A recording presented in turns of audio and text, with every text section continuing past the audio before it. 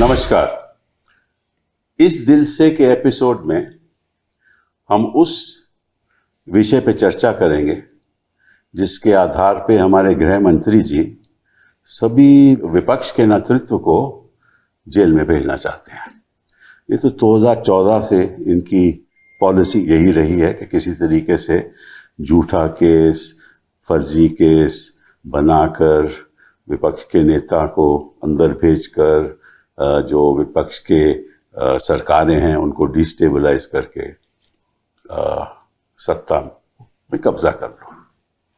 अभी ये संशोधन लाए हैं संविधान का 130th कॉन्स्टिट्यूशनल अमेंडमेंट बिल, जिसके आधार पे इन्होंने ये नियम लिखा है कि अगर किसी भी मंत्री को, राज्य का मंत्री हो, प्रदेश का मंत्री हो, केंद्र सरकार का मंत्री हो, प्रधानमंत्री हो, कोई भी मंत्री हो, अगर उसके खिलाफ कोई आरोप दर्ज हो जाए, FIR दर्ज हो जाए और ऐसे कानून के अंतर्गत और ऐसे अपराध के अंतर्गत जहां सज़ा 5 साल से ज़्यादा हो, तो उसको अगर 30 दिन में हिरासत पे रखते हैं इन्वेस्टिगेटिंग एजेंसी, तो निश्चित रूप से 31वें दिन उसको इस्तीफा देना पड़ेगा। ये है कानून इन्होंने जो 130th कॉन्स्टिट्यूशनल अमेंडमेंट बिल पेश किया पार्लियामेंट में। अभी वो जॉइंट पार्लियामेंट्री कमेटी में उसको भेजा गया है। और इनका मकसद क्या है, इन्होंने कहा है, ये गृह मंत्री जी ने एक बयान दिया है कि हम नैतिकता के आधार पे हम ये कर रहे हैं। हम चाहते हैं कि जो ऐसे लोग हैं जो मंत्री मंडल में बैठे हुए हैं उनको मंत्री रहने का कोई हक नहीं है और सभी पार्टियों को हमें समर्थन देना चाहिए, क्योंकि कोई भी पार्टी नहीं चाहती कि ऐसे लोग मंत्री बने।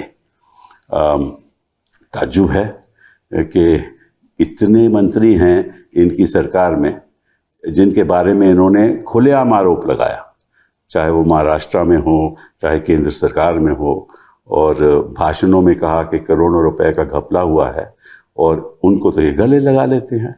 कोई विपक्ष के सभी नेता तो इन्होंने कोशिश किया कि हम अंदर कर दें, उनको जेल में भेज दें, लेकिन इनकी सरकारों में, चाहे वो केंद्र की सरकार हो, चाहे प्रदेशों की सरकार हो, जहाँ ये राज कर रहे हैं, वहाँ एक मंत्री के खिलाफ नहीं इन्होंने कुछ कदम उठाया।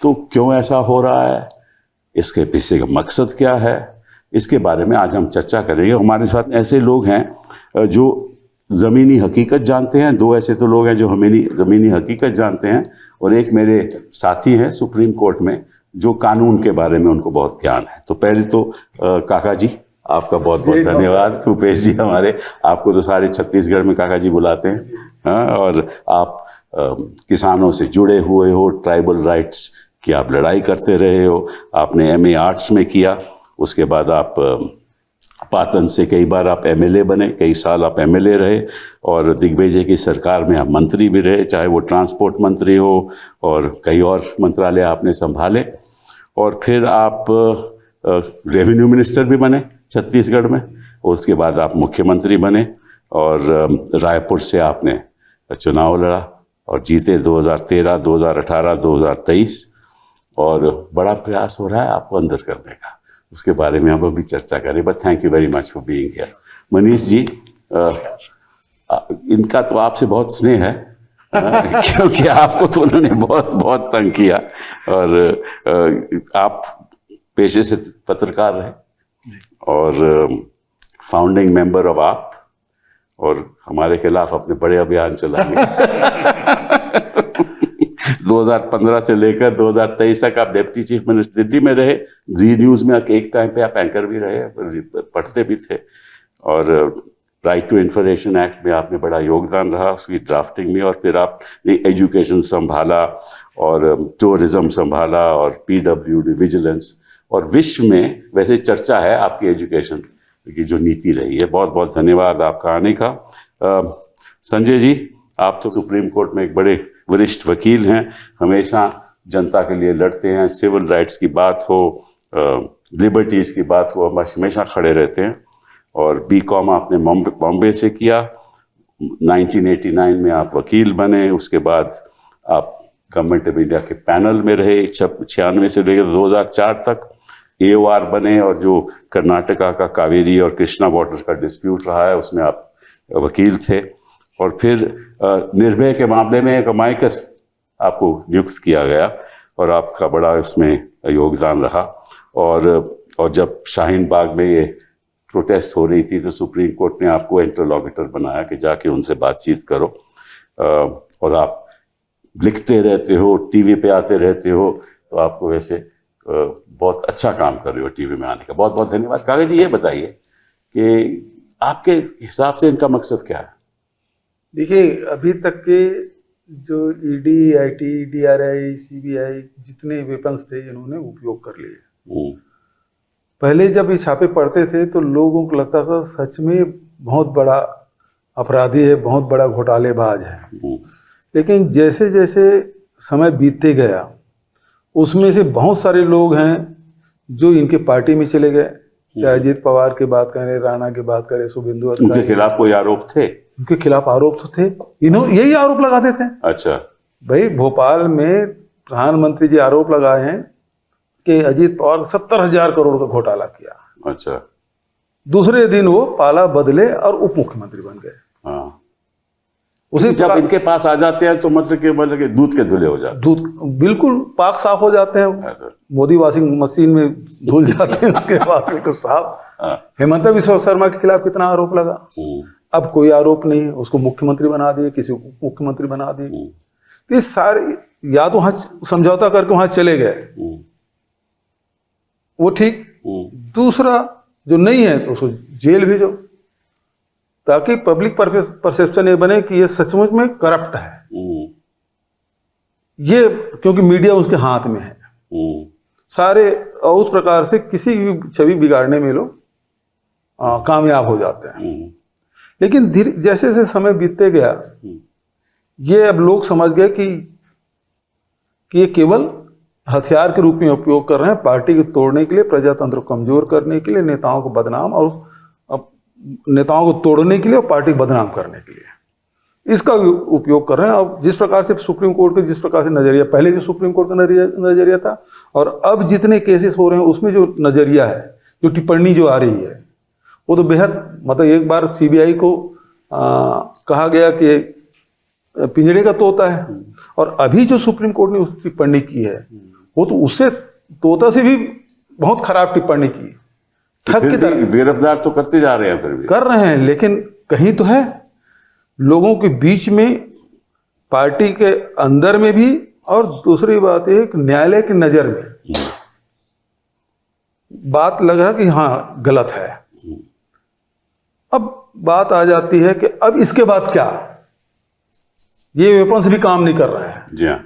तो एक नया हथियार जब इसके ला रहे हैं कि भाई जब आपने BNS बनाया तब उसमें 60 दिन के आप चालान प्रस्तुत करेंगे, 60 दिन में ED CBI करना है, BNS में 90 दिन का है, 30 दिन का कर रहे हैं, तो आप अपने ही बनाए कानून का विरोधाभास एक नया कानून ला रहे हैं। मैं भी उस पर आऊंगा। मैं आपसे ये पूछना चाहता हूँ कि आपके कार्यकाल में आप मुख्यमंत्री थे, ये तो अधिकारियों को भी ऐसे निशाने पे रखे सबसे पहले यही करते हैं। हाँ, कैसे करते ये अधिकारियों को दबा लेते हैं, डराते हैं, ताकि जो सत्ता पक्ष के कोई बात ना माने, कोई काम ना करे।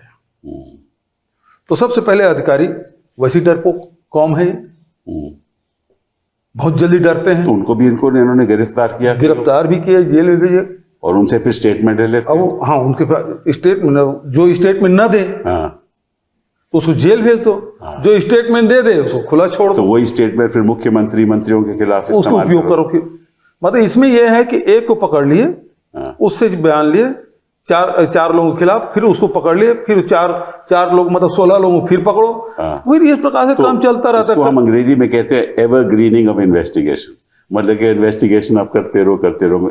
मनीष जी, आपने तो ये सब भुगता है, आप जरा अपना नजरिया बताइए जनता को हमारी। देखिए, आपने जिस सवाल से बात उठाई है, मुझे लगता है सर कि लोकतंत्र में आरोप प्रत्यारोप तो चलेंगे, और इसीलिए वो लोकतंत्र है कि सबको अपनी अपनी बात कहने का हक है। मुझे कोई झूठा लग रहा है तो मैं झूठा बोलूंगा, कोई मुझको झूठा मान रहा है तो झूठा बोल दे। लेकिन किसी के कहने भर से कोई झूठा हो जाता है, ये लोकतंत्र की स्पिरिट में नहीं है। तो जब जब कि भाई सत्ता में बैठे हुए किसी ज्यादा पावरफुल आदमी ने किसी कम पावरफुल आदमी को झूठा कह दिया और वो झूठा हो गया, ये लोकतंत्र की हत्या है। फिर ऊपर वाला नीचे पे आरोप लगाए, नीचे वाला ऊपर पे आरोप लगाए, पॉलिटिक्स है, लोकतंत्र है, स्पेस देता है। तो ये तो बेसिक प्रिंसिपल की बात मैं कहूंगा। अब बात आई इस कानून की जो ये संशोधन ला रहे हैं सामने। पहले ये बताइए कि आपके साथ ये जो आपके मंत्रियों को देखो, अरविंद केजरीवाल को इन्होंने अंदर किया, आपको किया, तो जैन साहब को किया, इनका पर्पस क्या है? हाँ। इनका पर्पस यही है कि भाई आपको जनता ने चुना है, हमको रिजेक्ट किया है, तो अब क्योंकि जनता ने आपको चुन लिया है तो हम आपको इस लायक ही नहीं छोड़ेंगे कि जनता फिर से आपको चुन सके। अच्छा। अब कैसे नहीं छोड़ेंगे? अब इत्तेफाक से इनके सामने हम लोग खड़े थे तो काम कर रहे थे। आपने अभी एजुकेशन का जिक्र किया, हेल्थ सिस्टम का, और बहुत सारी चीजें हैं। जनता को काम पसंद आ गया, जनता ने दोबारा चुन लिया, जनता ने तीसरी बार चुन लिया। इनको लगाया जनता तो चुनती चली जा रही है, चुनती चली जा रही है। तो अब क्या तरीका है इनको रोकने का? तो एक ही तरीका है कि झूठे सच्चे आरोप लगाओ, उठा के जेल में डाल दो। अब बाहर आए, चुनाव लड़ा।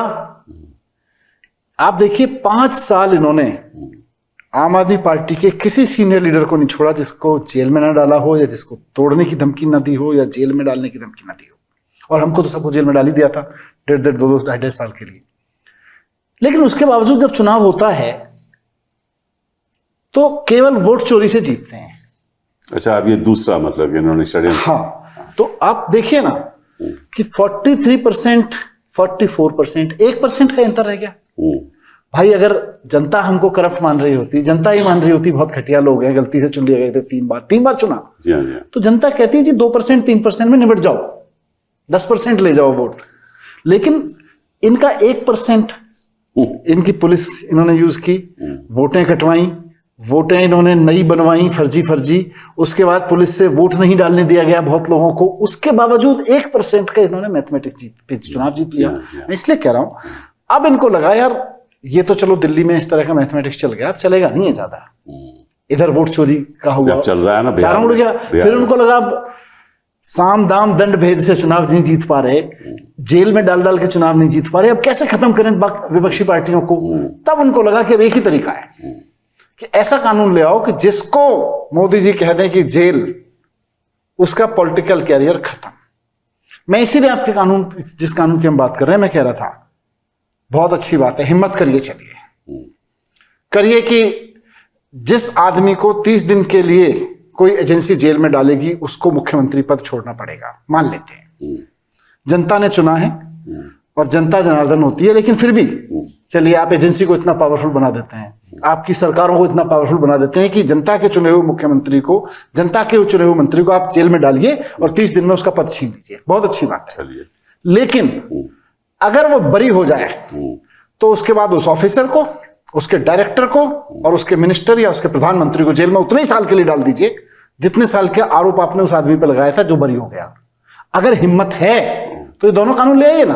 अगर आप झूठे आरोप लगा के लोगों को नहीं फंसा रहे हैं, आप वास्तव में सच्चे आरोप लगा रहे हैं, आपकी ईडी, आपकी सीबीआई सच में तो आप डरते क्यों हैं? तो मैं सिर्फ ये कह रहा हूं कि आप हिम्मत करिए। 30 दिन में अगर देश में बड़े रिफॉर्म लाना चाहते हैं, 30 दिन अगर कोई मिनिस्टर जेल में रह जाता है उसको पद से हटाने का कानून ले आइए। लेकिन अगर किसी ऑफिसर ने पकड़ के किसी मिनिस्टर को 30 दिन के लिए जेल में डाल दिया तो उस आईओ को, उसके डायरेक्टर को और उस प्राइम मिनिस्टर या चीफ मिनिस्टर को जेल में डाल दीजिए उतने ही साल के लिए। हिम्मत है तो कहिए कि हाँ, अगर हम जनता के चुने हुए मंत्री पर या मुख्यमंत्री पर झूठे आरोप लगाएंगे तो हम जेल जाने को तैयार हैं।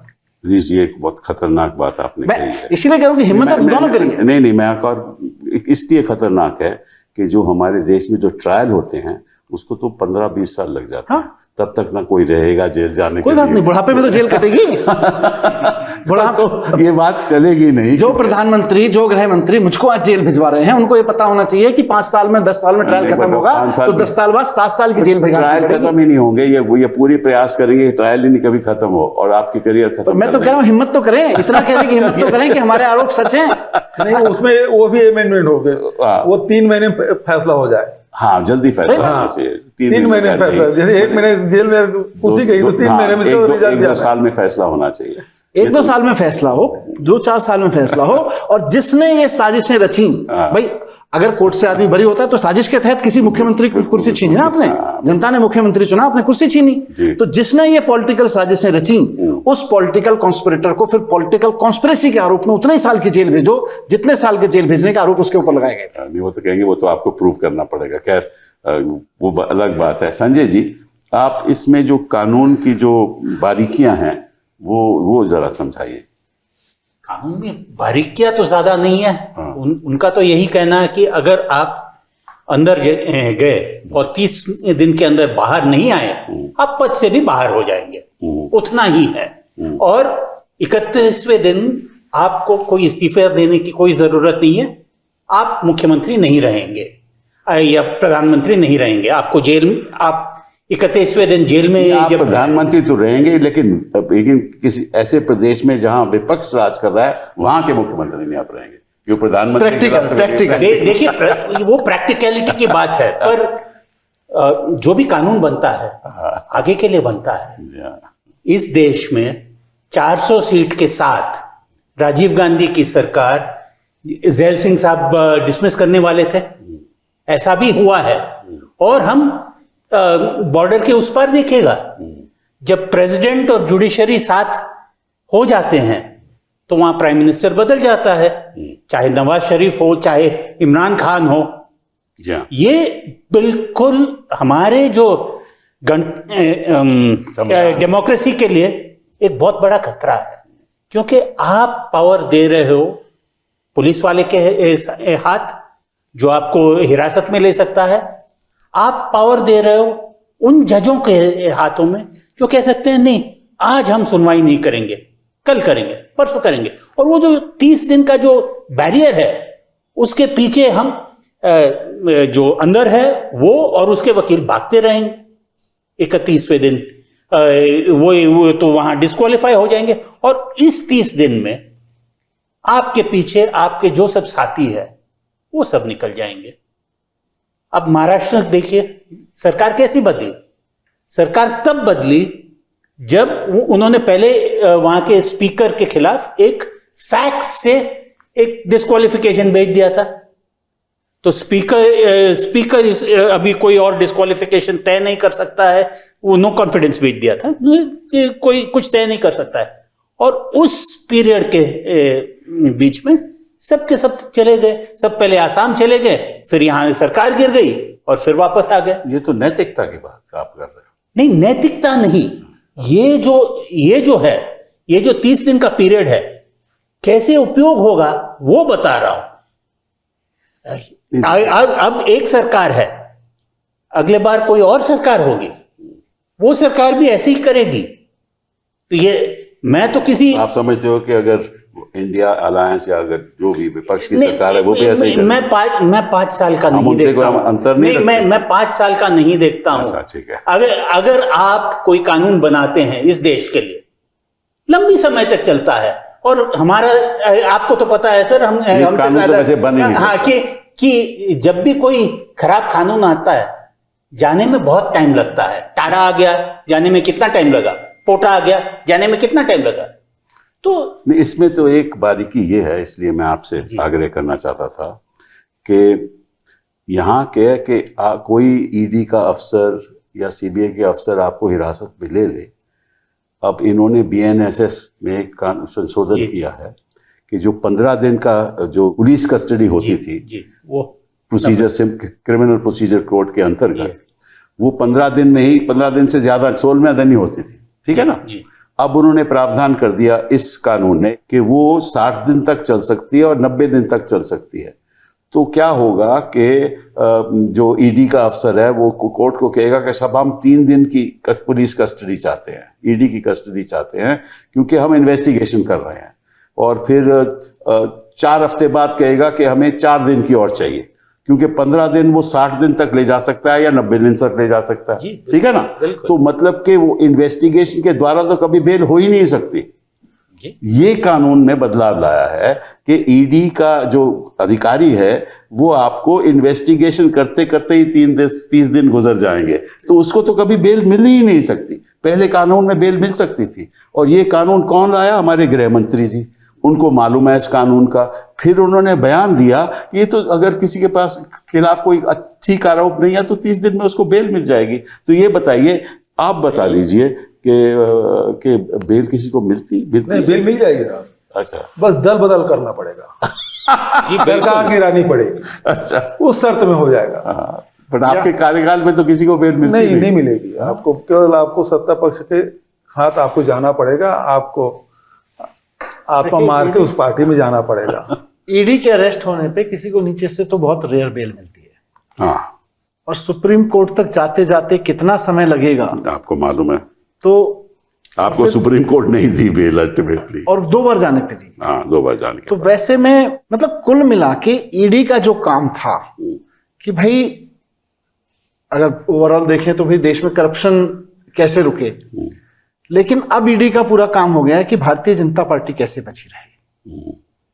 तो ये सारे कानून जो आप अभी कानूनों की बात कर रहे थे दोनों लोग, कि कानून बनाए तो इसलिए जाते हैं कि देश कैसे बचा रहे, स्पिरिट तो यही थी, लेकिन अब कानून इसलिए बनाए जा रहे हैं कि भारतीय जनता पार्टी कैसे बची रहे। तो सीधे तो वो सत्ता में है, वो तो उनका हक है ना भाई, उनको सत्ता रहने का हक है, सत्ता में रहने का हक है। काम तो करके कानून जनता के लिए काम करके देश का विश्वास जीत के लिए करिए ना। कानून बना के ऐसे कानून बना के देखिए, इस समय देश में 2 ही चिंता चल रही है, देश कैसे बचे या भारतीय जनता पार्टी कैसे बचे। 2 ही चिंताओं में देश मग्न है। कुछ लोग हैं जो संजय जी जैसे, आप जैसे लोग हैं, कुछ लोग हैं जो इस तरफ काम कर रहे हैं कि भाई देश कैसे बचा रहे। कुछ लोग हैं जिसमें लॉ मेकर्स बैठे हुए हैं अभी, उनकी एक ही चिंता है कि देश बचे ना बचे, समाज बचे ना बचे, लोगों का भविष्य, इकोनॉमी बचे ना बचे, बस भारतीय जनता पार्टी बची रहनी चाहिए। जी हाँ। ये सारे कानून तो इसलिए बनाए जा रहे हैं ना। लेकिन अब मैं आपके बात मैंने जो थोड़ा सा रोकूंगा मैं आपको। यहाँ भारतीय जनता पार्टी बचे ना बचे उसकी भी चिंता नहीं है, केवल 2 लोग बचे रहे उसकी चिंता है। वो और आपने प्रिसाइज कर दिया, वो आपने और प्रिसाइज कर दिया। नहीं, बस कुछ हद तक सही क्या? उनकी बात। जैसे भूपेश जी कह रहे थे हाँ, कि अगर आप जाके बीजेपी में से हाथ मिला ले जी हाँ, तो आपको 29वें दिन भी सडनली मेडिकल बेल मिल जा सकता है और फिर डिस्क्वालिफिकेशन बच मुझे जाएगा। इन्होंने 18 महीने जेल में रखा, मुझे पता है। और 18 महीने में कम से कम नहीं तो 70-75 बार मुझे और मेरी फैमिली को कांटेक्ट किया। समझा दो इसको, अच्छा, पागल हुआ पड़ा है, ओ ऐसी, ये जानते नहीं हो इन दोनों को, सड़ा के मारेंगे। ओहो। तो मैंने कहा जी हम तो जंतर मंतर पे पैदा हुए थे राजनीति में, आपने जिसका जिक्र जी किया, हाँ, जी हाँ, जी हाँ। अखबार बिछा के सोते थे। यहाँ कम से कम जेल में छत पे पंखा भी चलता है, नीचे दरी बिछी हुई है। तो क्या बात है, क्या तो मैंने कहा इससे नहीं डरने वाले, ऐसे लोग चाहिए हमें। इससे नहीं डरेंगे, लेकिन इस चीज से नहीं झुकेंगे। गलत क्या होता तो झुक जाते। पर कितनी बार तोड़ने की कोशिश की, कितनी बार कहने की कोशिश की, आप बस बता दो, विधायक तो हमने तैयार कर रखे हैं, आप बस बोलो, लीड करने को तैयार हो आप। नहीं, सुना है कि पहले भी वो कोशिश कर रहे थे आपके विधायकों को कांटेक्ट करने के लिए। मेरे घर सीबीआई की रेड हुई, और सीबीआई की रेड होने के अगले दिन मेरे पास एक आदमी आया। ऑफ कोर्स इस तरह के जो लोग हैं वो ऐसे लोग होते हैं जो आपके भी कॉन्फिडेंस के लोग हैं और उधर के भी कॉन्फिडेंस एंजॉय कर रहे होते हैं कि यार तुम देख लो, अभी मैं कहो तो बात करो। मैंने कहा बात करो, क्या चाहते हैं, क्यों चाहते हैं?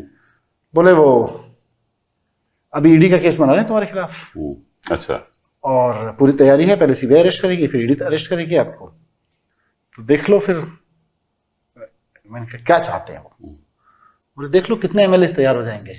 अच्छा, तो मैंने कहा यार ये पार्टी मैंने बनाई है, मैं ही तैयार नहीं होऊंगा। तो खुलेआम, ऐसी, और जेल में रहते हुए जो मैंने कहा कि कम से कम 70-75 मरतबा मुझे और मेरी फैमिली को सीधे आके कहा गया, किस चक्कर में पड़े हुए हो, अपना पॉलिटिकल कैरियर देखो, अपना फ्यूचर देखो, अपने फैमिली का फ्यूचर देखो, पॉलिटिक्स में सब मतलब आके फिर।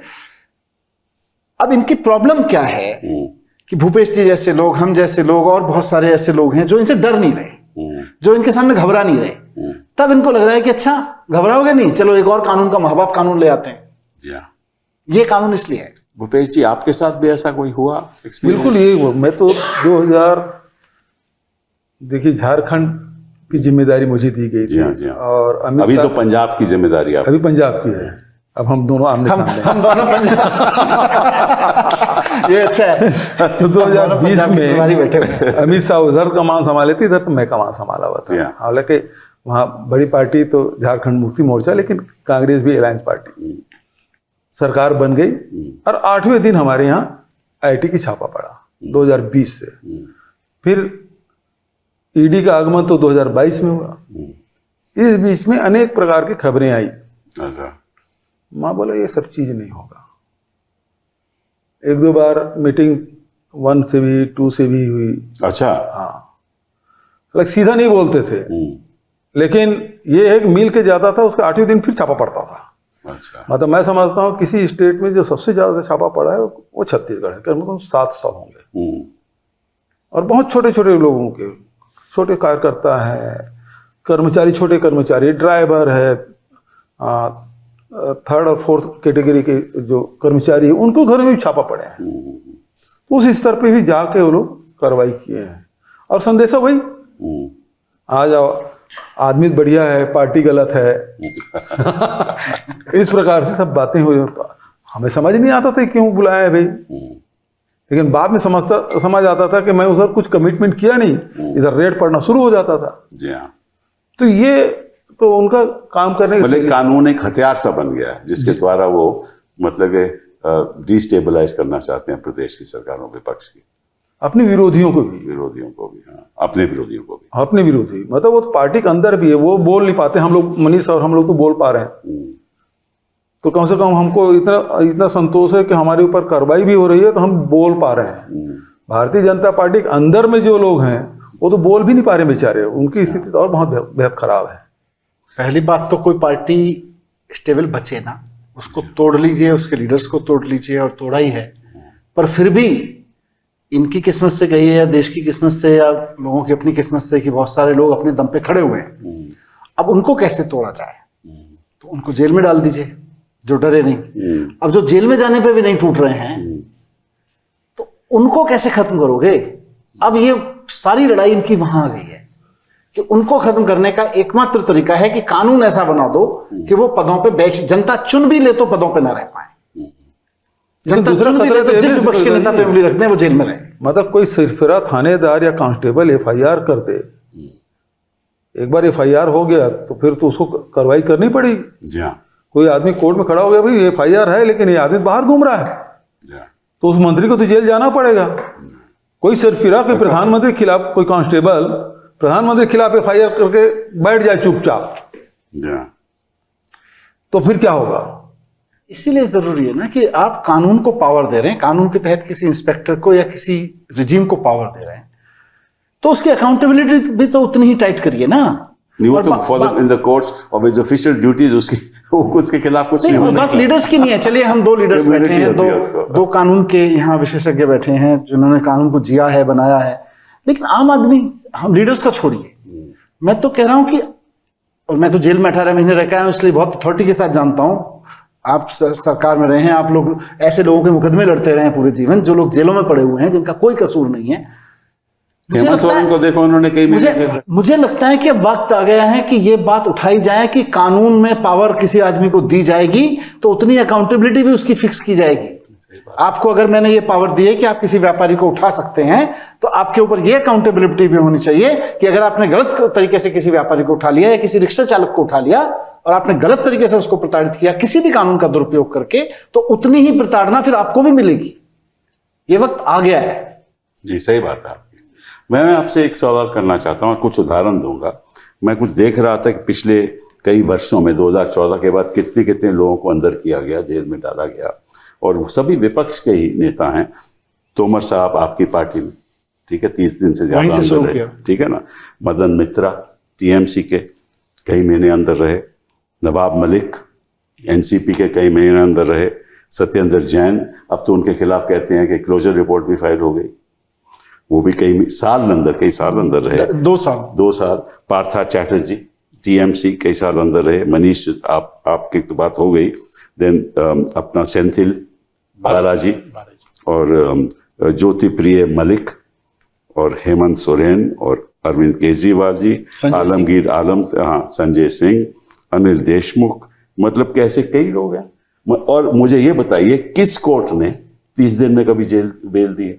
किसी कोर्ट? आपका तो एक्सपीरियंस रहा है। जी बिल्कुल। हाँ? वो क्यों नहीं देते बेल, या बताइए आप। नहीं, इसलिए नहीं देते हैं क्योंकि जैसे मनीष जी ने कहा, निचले स्तर पर कोई बेल नहीं देता। क्योंकि अगर वो बेल दे तो कोई ना कोई कह देगा हाई कोर्ट को कि साहब इन्होंने इतने पैसे लेके या इस दबाव से इन्होंने बेल दे दिया है, आप उन पर कार्रवाई करिए। और जो ट्रायल कोर्ट के जजेस हैं उनको कोई कॉन्स्टिट्यूशनल प्रोटेक्शन है नहीं, उनकी नौकरी तो एकदम से चली जा सकती है।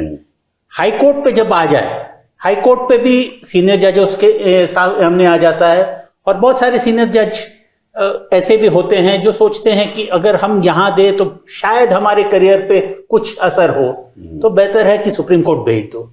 और सुप्रीम कोर्ट में अमूमन ऐसा हो जाता है कि ये पूरी प्रक्रिया चलते चलते 6 महीने, 1 साल, 2 साल तो गुजर गया, तब जज पूछते हैं अरे यार 2 साल से अंदर है, अब क्या चाहते हो? काजू साहब हमेशा कहते थे बच्चे की जान लोगे क्या? तो वो प्रिंसिपल पे कहे सुप्रीम कोर्ट पे बहुत सारे बेल निकलते हैं। आपने नवाब मलिक का जिक्र किया था, मेरा एक क्लाइंट था जिसका भी सरनेम मलिक था। उसलिए ईडी ने सोचा कि ये दोनों की कोई रिश्तेदारी है, तो उसको भी अंदर कर दिया। तो ये चलता रहता है। तो आज ये हम तो ये जो सब अब्यूज देखते हैं वो तो नेताओं के देखते हैं, पर इनके चलते चलते कितने हजार कितने लाख लोग अंदर जाते हैं, वो बहुत बड़ी बात है। ये देश डंडे से नहीं चलता है, मिलजुल के समझौता से चलता है।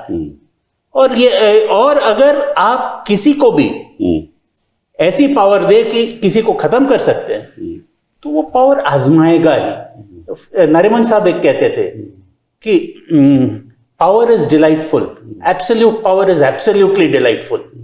सही बात है। तो इस्तेमाल हो जाता है। ये और तभी नंबर 1 नंबर 2 का भी सवाल नहीं आता है। कोई डायरेक्टर, कोई उससे के नीचे वाला जो भी पंगा लेना चाहता है वो ले लेगा। देखो, अगर उपराष्ट्रपति के साथ ये चेक कर सकते हैं और वो आज के दिन भी लापता है, तो मतलब फिर तो किसी के साथ कुछ भी हो सकता है। देश कुछ भी नहीं पा रहा है ना, पता ही नहीं कुछ कि कहाँ है। उसके परिवार के लोग भी कुछ नहीं बोल रहे हैं, है ना, कोई नहीं। हम पहले दिन हमने फोन किया तो उन्होंने कहा कि वो आराम कर रहे हैं, अभी थोड़ी देर में बात करेंगे। उसके बाद सब बंद। हम फोन करें तो कोई उठाता ही नहीं है। तो ये अगर उपराष्ट्रपति के साथ कर देते हैं और फिर गृह मंत्री जी आकर बयान देते हैं कि उन्होंने स्वास्थ्य की वजह से उन्होंने इस्तीफा दिया, और वो तो मतलब कि कमाल है। और पता ही नहीं कि किस अस्पताल में है, कौन उनको देखने जा रहा है। ये तो बड़े कमाल की बात हो गई ना। लेकिन आपसे एक और सवाल पूछना चाहता हूँ। ये तो खैर बात हो गई कि बेल नहीं मिलती, लेकिन ऐसे ऐसे कानून बनाए गए, ऐसे कानून बनाए जो मतलब पर से असंवैधानिक हैं, उसकी सुनवाई नहीं होती। उस पर जरा आप कुछ टिप्पणी कीजिए, क्यों नहीं होती, कैसे नहीं होती? क्योंकि हर ऐसे कानून का जो पिटिशन आता है सुप्रीम कोर्ट में ही आता है, और सुप्रीम कोर्ट में परमानेंट तो हम वकील ही होते हैं। जज हमेशा 6 महीने 1 साल में वो तो निकलने वाले होते हैं। वो 6 महीने तो नहीं, मिनिमम 3 साल। नहीं, 3 से 5 साल तो तक तो सुप्रीम कोर्ट पे होते हैं। हाँ। पर 2 साल वो तो बिल्कुल नई दुल्हन की तरह चुपचाप बैठते हैं सीनियर जज के साथ। और जो सीनियर जज होते हैं उनका तो ऑलमोस्ट 1-2 साल रह जाता है, जो प्रिसाइडिंग जजेस होते हैं।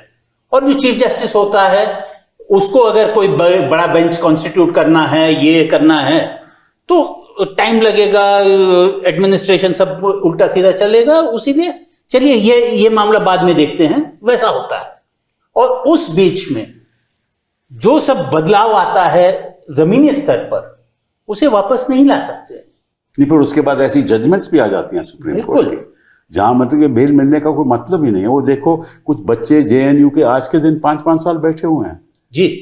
उम्र देख लो, 5-5 साल कोई उनकी सुनवाई, कई जज हाईकोर्ट के उनकी सुनवाई करके जजमेंट रिजर्व करके फिर रिलीज कर देते थे मामले को, जज मैटर को रिलीज कर देते किसी और जज के पास। 3 बार मैं खुद सुप्रीम कोर्ट में आया और मैंने गया, और मुझे ऐसा लगा कि यहाँ तो बेल मिलने वाली, क्योंकि हमें भी पता है कि कहाँ बेल मिलेगी, कहाँ बेल नहीं मिलेगी। उस जज के बारे में हम नहीं कुछ कहेंगे, लेकिन हमने विड्रॉ किया कि हमें मालूम है कि यहाँ तो ऐसी जजमेंट आएगी सारी उम्र उस बेचारे को बेल नहीं मिलेगी।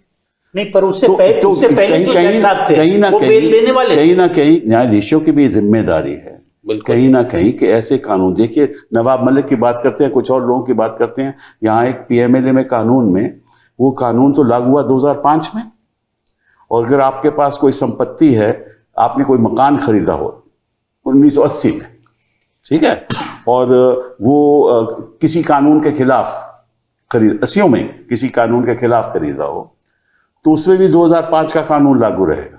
आपको मालूम है ये बात? ये मेरे ऊपर, मैं तो भुगत रहा हूँ। तो जरा बताइए ना। 2003 में, जैसा आपने अभी जिक्र किया, मैं जी न्यूज में एक छोटी सी नौकरी करता जी था, हाँ। और उस दौरान आपको ध्यान होगा ICICI सब बैंक के लोन्स 8% 7% पे होम लोन मिलते थे। जी हाँ। तो गाजियाबाद में एक पत्रकारों की सोसाइटी बनी, आप भी उस समय मीडिया उस समय ही थे, पत्रकारों की सोसाइटी बनी, तो वहां मैंने भी एक छोटा सा 50 गज का प्लॉट खरीद लिया जी हाँ। 5 लाख रुपए में। अच्छा। और वो वैसी तनख्वाहें होती थी। हाँ। 5 लाख रुपए का लोन चुकाया मैंने अगले 10 साल। जी हाँ। उसको लेके मैंने प्लॉट लिया, वो जी हाँ। फ्लैट लिया, अच्छा। वो ईडी ने सीज कर रखा है। अच्छा। मतलब 2003 में मेरा खरीदा गया घर, जब कानून भी नहीं लागू था। हाँ, उस वक्त का खरीदा गया घर ईडी ने उसको प्रोसीड्स ऑफ क्राइम में ले रखा है। नहीं, आपने खरीदा, हमारे छत्तीसगढ़ में पैतृक संपत्ति तक सीज कर मेरी वाइफ के नाम अच्छा। 2017 पैतृक संपत्ति जो मदर फादर से आया है, हाँ, वो संपत्ति भी जब्त है। हाँ। जब हम राजनीति में नहीं थे, जब इन सिविल सोसाइटी आंदोलनों में नहीं थे, 2008 में फिर वही सेविंग वेविंग और उन सब से निकाल के एक प्लॉट, फिर फ्लैट और लिया एक कच्ची कॉलोनी में दिल्ली में, उसको बेच के एक और ले लिया आगे चल के, जब उसको भी सीज कर लिया। मेरी वाइफ के नाम एक है जो जिसका प्रोसीड पूरा पीछे तक है कि वो 2008 में खरीदा गया था, एक 2003 में खरीदा गया था, सारे पेपर मैंने दिखा दिए, बोले नहीं अब सीज है तो है। तो इसे ये बिजनेसेस को भी ऐसे ही खत्म कर देते। बिल्कुल बिल्कुल। मतलब कि ना यहाँ व्यापार चलेगा, ना कोई बिजनेस चलेगी, ना कोई विपक्ष का नेता, ना कोई आवाज उठेगी, ना कोई आवाज उठेगी, और यही मतलब ये लोग बस सत्ता में बैठे रहेंगे। इसमें तो एक चीज और सिद्धू साहब, मान हम तो राजनीति में, जो लोग व्यापार में है उसके यहाँ छापा पड़ता है, तो उसके साथ कोई व्यापार नहीं करता।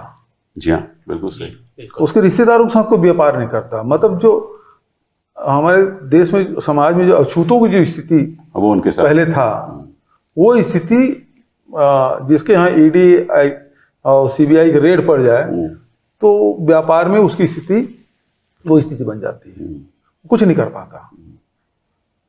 क्योंकि जहाँ, अरे फोन का एक आदमी, मेरे साथ फोटो खिंचवा लिया, अपने प्रोफाइल में डाल दिया, पेडी ट्रांसप्लांटर लिया, अभी मैंने लिया, अच्छा, लड़के की गिरफ्तारी पहले ही उन्होंने अपने प्रोफाइल में डाल दिया। मैं भी फोटो की नया पेडी ट्रांसप्लांटर लिया तो उसको फोटो हमने भी डाल दी। अच्छा।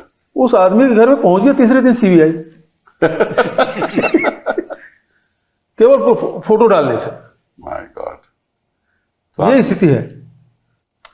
तो आप देखिए ना, जेलों में कितने नेता तो चलो पॉलिटिक्स का शिकार हो रहे हैं, और व्यापारी, इस देश के व्यापारियों में डर है। बिल्कुल सही है भाई, या तो पॉलिटिकल चंदा दे दो, अभी तो वो भला हो ऑनरेबल सुप्रीम कोर्ट का अगेन की पॉलिटिकल फंडिंग वाला सारा एक्सपोज कर दिया, नहीं, बट ऑफकोर्स आधा किया ना, आधा किया, बट फिर भी जनता में आ गई चीजें कि किस दिन किसके यहाँ ईडी की रेड पड़ी और उसने किस दिन चंदा दिया, और उसके बाद में ईडी की रेड के बाद ICICI सारे तथ्य कोर्ट के सामने, बहुत ब्लैक बढ़िया एंड है। व्हाइट में लिंक बन गया। 2-3 फैसले बहुत बढ़िया है, जिसमें जो चंदा आया उसको बोले कि निर्वाचन आयोग को बोले कि आप अपने वेबसाइट में डालिए। जैसे चंडीगढ़ के जो चुनाव अधिकारी है वो फैसला आया। तीसरा अभी हरियाणा का जो पंचायत चुनाव और EVM का, लेकिन जनता की नज़र में अधूरा है, क्योंकि आपने वेबसाइट में डाल दिया लेकिन कार्रवाई कुछ नहीं किया। जी हाँ, वहाँ चुनाव आपने रद्द कर दिया चंडीगढ़ में, मेयर का चुनाव, लेकिन जो चुनाव अधिकारी से खिलाफ कोई कार्रवाई नहीं कोई की। कार्रवाई नहीं। यहाँ भी मशीन रिजल्ट आपने बदलवाया, लेकिन जो मशीन ने जिसने गड़बड़ी की उसको सजा नहीं मिली। लेकिन एक और चीज कानून में हुई है, वही है कि जो PMLA में संशोधन हुआ वो फाइनेंस बिल के अंतर्गत हुआ। बिल्कुल ठीक है ना, और आपको मालूम है कि फाइनेंस बिल में कोई ऐसा बिल जिसका कोई मनी से, मतलब के मनी बिल के कोई रिश्ता ना हो, हाँ, उसको भी पारित कर दिया इन्होंने। जी। और वो मामला 9 जजेस के रिफर्ड है। हाँ, उसको कई साल हो गए, उसकी सुनवाई नहीं होती। तो कहीं ना कहीं हमें ये भी कहना पड़ेगा कि जो हमारे सुप्रीम कोर्ट है, ऐसे मुद्दों पे जिनकी वजह से लोग गिरफ्तार हो रहे हैं, जिनकी वजह से लोगों को के खिलाफ अत्याचार हो रहा है, उनकी सुनवाई क्यों नहीं करते? ये आप बताइए मुझे। वापस फली नरीमन साहब की वही को कोट करूंगा। वो कहते थे कि मेजॉरिटी गवर्नमेंट से एक कन्फॉर्मिस्ट कोर्ट आ जाता है, जो कोर्ट जूझना नहीं चाहता है। और नहीं, कोर्ट को क्या डर है भैया, ये बताइए मुझे। कोर्ट हमेशा एक कंजर्वेटिव इंस्टीट्यूशन है ही, और उनको डर किस बात का है, या उनको क्या अपेक्षा है उनसे, वो भी एक सवाल आ जाता है। क्योंकि कोई आदमी जो 65 के उम्र पे रिटायर होने वाला है, मेरे रिटायरमेंट के बाद क्या होगा, मुझे कौन सुनेगा, मेरा क्या काम होगा, वो है, वो भी एक डर है। सभी जजेस को तो ऐसी नौकरी नहीं मिलती ना, जो ह्यूमन राइट्स कमीशन में चले जाए या इधर उधर चले जाए, सभी को नहीं मिलती ना। सभी को आशा तो होती है, अपेक्षा नहीं होती ना कि मुझे भी कोई ऐसा नहीं होता। सभी को, कईयों को मालूम है कि हमें कुछ नहीं मिलने वाला, कईयों को मालूम है। तो फिर क्यों पर जो मास्टर ऑफ द रोस्टर है, उन पर बहुत निर्भर है कि हाँ, ये मामले हम सुनेंगे, मेरे दौरान ये मामले की सुनवाई होगी। ये भी एक और बात, आप सॉरी टू इंटरप्ट यू, ये भी मुझे इस बात का फिक्र है कि ऐसे चीफ जस्टिस बनाए जाते हैं हाई कोर्ट्स में, जिनके बारे में जो वकील लोग वहाँ के हैं हाई कोर्ट के, वो कहते हैं कि साहब यहाँ तो कुछ सुनवाई होती नहीं, क्योंकि वहाँ भी कोई मास्टर ऑफ रोस्टर की बात चलती है।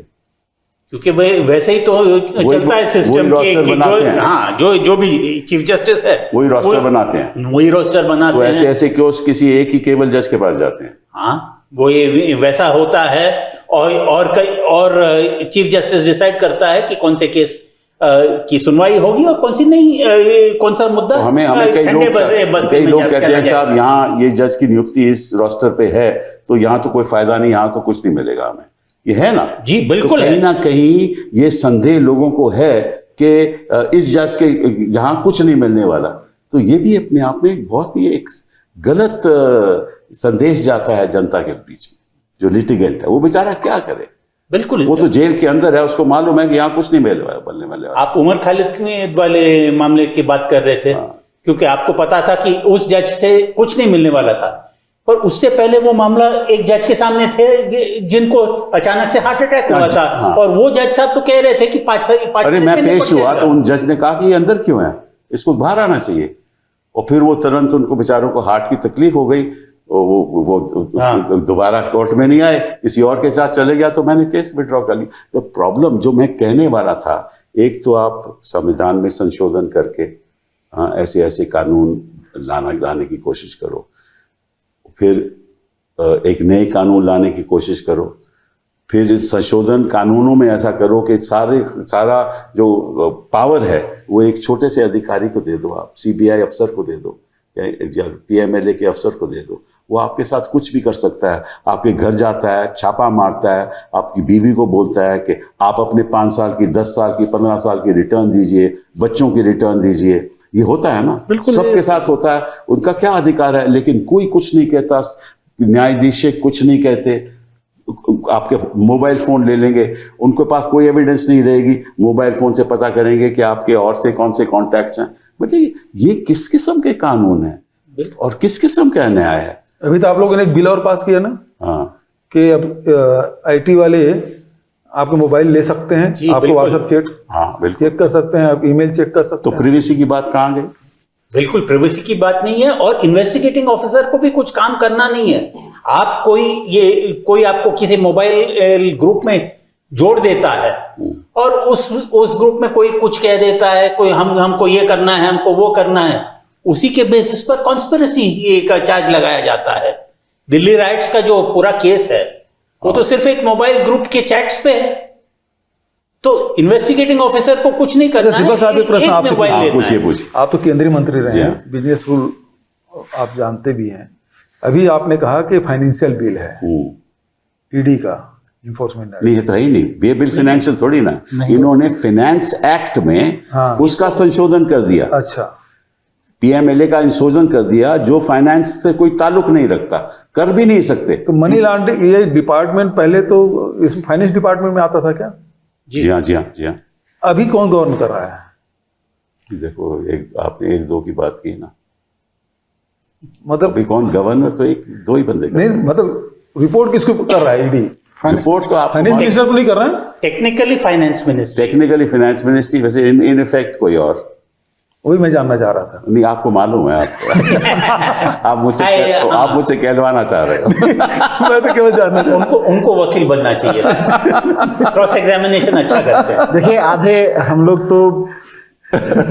तो छोड़िए, कोर्ट की प्रोसीडिंग्स देख देख के हमारे घर वाले आधे वकील बन गए हैं। हाँ, करेक्ट। कैसे सुनाया जाता है, कैसे किया जाता है कोर्ट की, मतलब जिन्होंने जिंदगी भर कोर्ट की शक्ल नहीं देखी, जिन्होंने वो सारे बेल एप्लीकेशंस देख देख के सारे वकील बन गए। एक्चुअली ये लोग जो बैठे हुए हैं, सत्ता में बैठे हुए हैं या जो कोर्ट्स में भी बैठे हुए हैं, इनको ये नहीं मालूम कि इसका नतीजा क्या होता है, किसी को जेल भेजने का नतीजा क्या होता है, इसीलिए मैंने कहा ये नहीं मालूम इनको। इसीलिए मैंने कहा ना कि एक बार जरा ये कानून मतलब 30 दिन वाला कंट्रोवर्सी ठीक है, पर मैं तो बहुत इस पक्ष में हूं कि जो किसी के ऊपर हाथ डाले उसको ये पता होना चाहिए कि हाथ डालने का अधिकार तो तेरे को मिल गया, किसी को जेल भेजने का अधिकार तो तेरे को मिल गया, लेकिन अगर मिसयूज करके किसी को जेल भेज दिया तो फिर जिंदगी जेल में ही बीतेगी। मनीष जी, इसमें नहीं, ये देखिए, इसमें यदि एक संशोधन अमेंडमेंट कर देंगे आप लोग राज्यसभा या लोकसभा में कि भैया जिस मंत्री का गिरफ्तार कर रहे हैं वो सत्ता पक्ष में, मतलब वो दल बदल नहीं करेगा,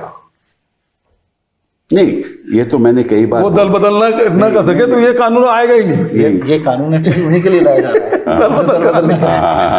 दल बदल करने वाले तो कर ही लेते हैं, जो दल बदल नहीं करते, जो झुकते नहीं है, जो टूटते नहीं है, फिर भी चुनाव जीत जाते हैं, ये कानून उनके लिए है। उनको अंदर किया जाएगा और उनके पीछे उनकी पार्टी तोड़ी जाएगी, उसके लिए वो 30। अच्छा, चलिए एक और चर्चा पे आते हैं। इन्होंने कहा कि ये जो संशोधन हुआ है, ये कॉन्स्टिट्यूशनल अमेंडमेंट जो हम लाने जा रहे हैं, ये इसलिए लाने जा रहे हैं कि क्योंकि हम चाहते हैं कि जो देश नैतिकता के आधार पे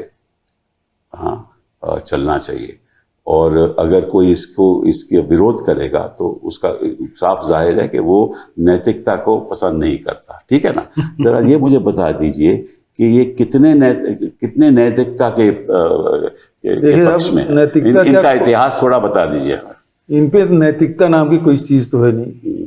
जब आपने नोटबंदी लागू किया था और आपने भाषण दिया था 50 दिन में ठीक नहीं होते, किसी चौराहे में खड़ा करके मुझे बुला दीजिए, खड़ा कर दीजिए। जब खुद के बोले हुए शब्द हैं उसका पालन नहीं कर रहे नैतिकता के, तो उम्मीद ही न मत करिए। कोई नैतिकता इनके पास नहीं है। इन्होंने सरकारें गिरा दी, प्रदेशों की सरकारें गिरा दी, वो नैतिकता, कोई नैतिकता नहीं है। बीजेपी वाले जो भ्रष्ट हैं उसको अपने पार्टी में ले आए, वो नैतिकता, वो नैतिकता। बीजेपी वाले जब नैतिकता की बात करते हैं तो मजाक लगता है। हाँ, ऐसा लगता है कि कोई गब्बर सिंह टाइप का डाकू आके अहिंसा पे भाषण दे रहा है। हाँ, जिसने पूरी जिंदगी हिंसा की हो वो आके अहिंसा पे बात करने लगे कि नहीं नहीं नहीं, हम तो अहिंसा के पुजारी हैं। ऐसे लगता है। नैतिकता कहाँ से खड़ी होती है इनके आसपास? सरकारें गिराने से लेके संविधान को तोड़ने मरोड़ने से लेके, इनके मंत्री के खिलाफ आज तक कोई केस नहीं हुआ, तो ये तो नैतिक लोग हैं। आप लोग जो ऐसे हैं जिनके आपके खिलाफ केस होते हैं, बता रहा हूँ ना, एजेंसीज का दुरुपयोग। जिन लोगों को अभी मंत्री बना रखा है, कल तक जिनको गालियां देते थे उन्हीं के खिलाफ केस खोल देते। किस बात, मतलब बीजेपी वाले जब नैतिकता की बात करते हैं तो हंसी आती है। ये तो गृह मंत्री जी कह रहे हैं, कोई तो आम बीजेपी आदमी थोड़ी कह रहा है। ये पर उपदेश कुशल बोलते रहे। अभी देखिए लगातार बोल रहे हैं कि हमको स्वदेशी अपनाना चाहिए। जी हाँ, स्वदेशी किसके लिए? जनता के लिए। नैतिकता किस लिए? दूसरे पार्टी के लिए। ये विदेशी पेन रखेंगे, विदेशी चश्मा पहनेंगे, विदेशी जूता पहनेंगे, विदेशी गाड़ी में घूमेंगे, विदेशी आइसक्रीम खाएंगे, विदेशी मोबाइल रखेंगे, विदेशी प्लेन में घूमेंगे, उसके लिए नहीं है। ये दूसरों के लिए है। नैतिकता हम लोगों के लिए है, इनके लिए नहीं है। इनमें कोई नॉन बायोलॉजिकल इन तो कोई कानून लगता नहीं है। क्योंकि इन्होंने देखो उत्तराखंड की सरकार गिराई, वो नैतिक था इनके हिसाब से। महाराष्ट्र के गिराई। सत्येंद्र जैन को आपने इतने लंबे समय टॉर्चर किया, उनकी फैमिली को टॉर्चर किया। एक आदमी जो मंत्री पद पे बैठा था उसकी पूरी फैमिली को टॉर्चर झेलना पड़ा 2 साल। अब नैतिकता बताओ ना, उसके खिलाफ तो केस खारिज हो गया, बोले आपने गलत किया। अब कहां गई नैतिकता? नैतिकता इसमें नहीं है क्या कि किसी आदमी को आप गलत गिरफ्तार करोगे तो नैतिकता के आधार पर फिर इस्तीफा भी दे दोगे कि साहब हमने आपसे गलती। पर इन्होंने एक और भी बात कही मनीष जी, कि हम नहीं चाहते कि कोई भी मुख्यमंत्री जेल में बैठकर अपनी फाइलों पे हस्ताक्षर करे, तो हम ये चाहते हैं कि ऐसा आगे से कभी ना हो। ठीक है, मैं तो कह रहा हूं ठीक है, आपकी नैतिकता ठीक है, पर नैतिकता का दूसरा पहलू खोल लीजिए ना फिर, कि गलती से आपसे गलती हो जाए तो आप भी नैतिकता के आधार पर जेल चले जाएं स्वीकार करके। आप खुद को क्यों नहीं कह रहे हैं? नहीं, वो तो अधिकार एक छोटे कर्मचारी का है, सीबीआई अफसर का है, उसका मंत्री से क्या लेना देना है, इनके तो ये जवाब रहेगा ना। तो फिर उसका जवाब आप कैसे दोगे? ये मुश्किल है ना। जो आप कह रहे हो ना, वो उसकी जो उसका पालन करना बड़ा मुश्किल। लानत है ऐसी सरकार पे जो अपने एडिशनल डायरेक्टर की जिम्मेदारी नहीं लेती कि मेरा एडिशनल डायरेक्टर किसी भी मुख्यमंत्री को, किसी भी मंत्री को ऐसे ही उठा के घूम रहा है। पहले ये बताइए कि इनकम टैक्स डिपार्टमेंट को हर एक ईडी अफसर को नोटिस देना चाहिए कि आपकी संपत्ति कितनी है। जो नोटिस आप लोगों को जाता है, जाना चाहिए ना? बिल्कुल जाना चाहिए। तो कभी किसी इनकम टैक्स अफसर ने कहा है? अब तक तो नहीं। हाँ, ईडी ऑफिशियल्स, जीएसटी डिपार्टमेंट के हर पदाधिकारी को तो सारे अपने संपत्ति किसी वेबसाइट पे डालना चाहिए। आज के ज़माने में जो भी डिपार्टमेंट को एक पावर ऑफ अरेस्ट दिया जाता है, उसके तहत राज कर देता है। क्योंकि जो हमें जो खबरें मिल रही हैं कि जितनी मतलब कि संपत्ति कुछ लोगों ने ऐसे कानून इस्तेमाल करके बनाई है, उसकी जो वजह ही ये है कि नोटिस जाएगा तो कुछ ना कुछ मिलेगा। बिल्कुल। नहीं, हमारे छत्तीसगढ़ में जितने अधिकारी जांच में गए हैं इन 3-4 सालों में, वो बहुत मालामाल हो गए हैं। मालामाल हो गए। हाँ, एक व्यापारी बिठा दिए, फिर पूरे बाजार में वसूली कर लो। कमाल है। आप जितनी पावर देंगे अधिकारियों को, देंगे आप अपने राजनीतिक फायदे के लिए, लेकिन अल्टीमेटली राजनीतिक फायदा तो चलिए 20% उसके, जितना वो उसको यूज करेगा उसमें 20% राजनीतिक फायदा पहुंचा रहा होगा, 80% तो लूट ही मचा रहा होगा। जी हाँ, ये है। और ये ईडी भी करती है, जीएसटी भी करता है, जहां जहां आपने पावर दी। तभी तो हाई नेटवर्थ के हिंदुस्तान 15 लाख लोग हाई नेटवर्थ हिंदुस्तान के बाहर चले गए, क्योंकि यहाँ को बिजनेस नहीं करना चाहता। मुझे लगता है जो आपने, जब मैं शुरू में बात कर 15 लाख का फिगर जो है, जिन्होंने अपना सिटीजनशिप सब त्याग दिया है। बहुत सारे लोग ऐसे हैं जो चुपचाप कहीं रेसिडेंसी लेके बैठे, दुबई चले गए, इधर चले गए, कहीं भी किसी और देश में परमानेंट रेसिडेंसी, या बच्चों को भेज दिया। हाँ, बच्चों को तो पहले ही भेज देते हैं। देखिए प्रॉब्लम क्या हो रही है कि दुनिया अपने बच्चों को आर्टिफिशियल इंटेलिजेंस और कोडिंग पढ़ा रही है 5वीं क्लास से, है ना। हम ऐसे युग में जी रहे हैं जहां हमारे प्रधानमंत्री जी कहते हैं कि क्लाउड में भी कुछ कोडिंग होती है क्या? उनको क्लाउड, कंप्यूटर वाला क्लाउड और बारिश वाला क्लाउड, उसका फर्क समझ में नहीं आता है। तो क्या अपेक्षा? कभी कभी गलती कर सकते हैं ऐसे। आप तो प्रधानमंत्री के ऊपर बहुत ही मतलब, कभी गलती हो जाती है। प्रधानमंत्री तो आम आदमी है, उससे भी गलती हो सकती है। वैज्ञानिक हमारे प्रधानमंत्री जी जो नाली से गैस निकाल के चाय बना, नाले से गैस निकाल के चाय बनवा देते हैं वो। मैं देखिए उनके, ठीक है, आपको कोई दिक्कत नहीं है, और ऐसे कई बार बहुत आदमी लाइटर वे में भी कह देता है, लेकिन मैं ये इसलिए गृह मंत्री ने 2060 की 2070 की बात की ना, तो गलती से हो जाता है। क्या जिक्र मैं इसलिए कर रहा था इस चीज का, स्लिप ऑफ टंग भी हो सकता है, मिस इन्फॉर्म्ड और इल इन्फॉर्म्ड भी हो सकते हो, आदमी हो, दुनिया की सारी इंफॉर्मेशन आपके पेट में नहीं समाई होगी। लेकिन यार थोड़े दुनिया की तरफ भी देख लो ना। दुनिया आर्टिफिशियल इंटेलिजेंस से गवर्नेंस कैसे चलेगी, टेक्नोलॉजी से कैसे चलेगी, अपने सारी की सारी। इस देश के 31 करोड़ बच्चे इस वक्त स्कूल और कॉलेजेस में हैं, कोई उनकी बात कर रहा है? उन्हें कोई बात ही नहीं कर रहा, ना स्वास्थ्य की बात करते हैं, 3,000 नेता एमएलए और एमपी बन के बैठे हुए हैं। उनकी चिंता सबको हो रही है कि वो सारे के सारे भारतीय जनता पार्टी के होने चाहिए। जी हाँ। अगर वो भारतीय जनता पार्टी के ना हो तो संविधान से बदल दो ताकि सारे भारतीय जनता पार्टी के होने चाहिए, ना है तो आ जाए। तो ठीक है, इसका मतलब कि हम सबको, चाहे वकील हो, हम राजनीति में हो, आम आदमी हो, अब खड़ा होना चाहिए कि ये नहीं चलेगा आम आदमी के लिए, आम आदमी के लिए। और ये बिहार से शुरू हो गया है। बिल्कुल। हम चाहते तो अभी हैं लड़ाई फैज साहब का एक अभी फैज लड़ाई साहब का एक मिसरा सुनाना चाहता हूं। हाँ हाँ, क्या बात है, कमिंग फ्रॉम संजय जी। यूं ही हमेशा हमने लगाए हैं आग में फूल, ना उनकी हार नहीं ना अपनी जीत नहीं, हम जीतेंगे। जीतेंगे। देखिए, अभी जो लड़ाई है वो डरो और डरो मत के बीच है। हाँ, ये डरा के सत्ता हासिल करना चाहते हैं, और जो हमारे पूर्वज हैं संत महात्माओं ने कहा डरो मत, हम उस रास्ते पर चलने वाले हैं। हम सब नहीं डरेंगे, ये लड़ाई जारी रहेगी। बहुत बहुत धन्यवाद।